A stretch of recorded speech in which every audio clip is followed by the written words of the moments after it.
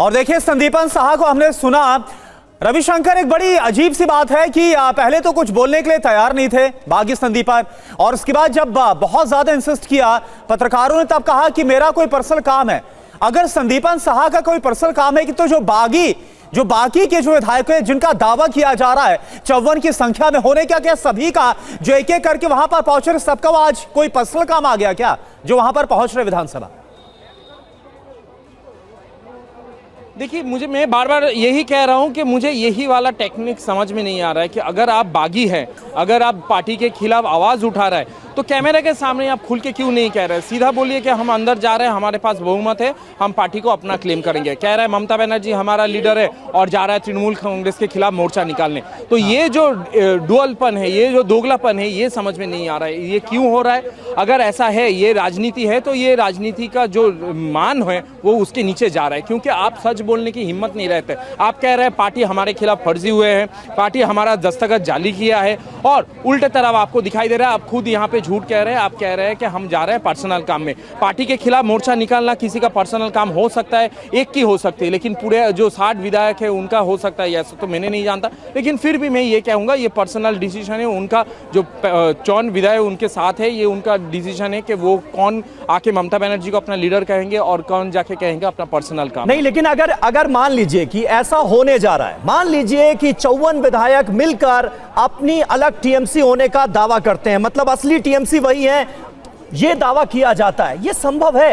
रवि, आप तो दशकों से पश्चिम बंगाल की सियासत को देख रहे हैं, जान रहे हैं, क्या यह संभव है? मतलब इसमें तो कोई शक और शुबा नहीं था ना कि टीएमसी का कोई नेता ममता बनर्जी के नेतृत्व को ना स्वीकारे, जिन्होंने पार्टी बनाई, पार्टी को यहां इस मकाम तक पहुंचाया, 15 साल तक सत्ता में रही, उनके नेतृत्व को तो कभी किसी ने चुनौती नहीं दी। तो क्या अब यह होने जा रहा है?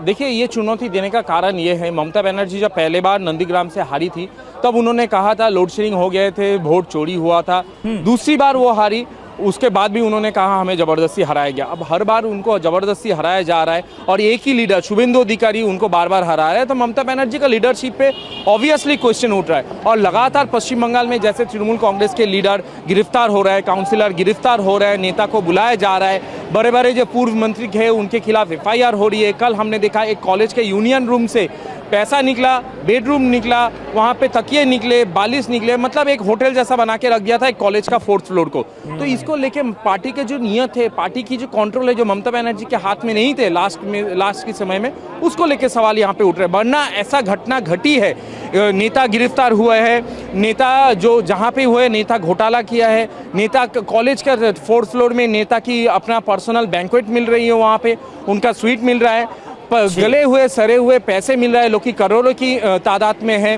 फिर लगातार ऐसे घटना घट रहे हैं, नेता जो है कट मनी का पैसा वापस कर रहे हैं। ये जो लगातार है तृणमूल कांग्रेस का जो छत्र छाया है उसके नीचे हुआ है। ममता बनर्जी उसके सुप्रीम लीडर है, इसीलिए उनको तो इसका रिस्पॉन्सिबिलिटी लेना पड़ेगा, और इसके लिए शायद ममता बनर्जी के लीडरशिप में इतना सवाल उठ रहे हैं, जो कि दुर्नीति का है, जो कि अपने आप में करप्शन का है, एक के बाद एक स्कैम का है, उसके साथ आरजीकर का है। तो ये सारा मामला जो है, एक इम्पोर्टेंट बात आपने कही है रवि, ये एक इम्पोर्टेंट बात कही है कि पार्टी के नेतृत्व पर तमाम सवाल उठ रहे हैं, लेकिन कोई जिम्मेदारी लेने के लिए तैयार नहीं है।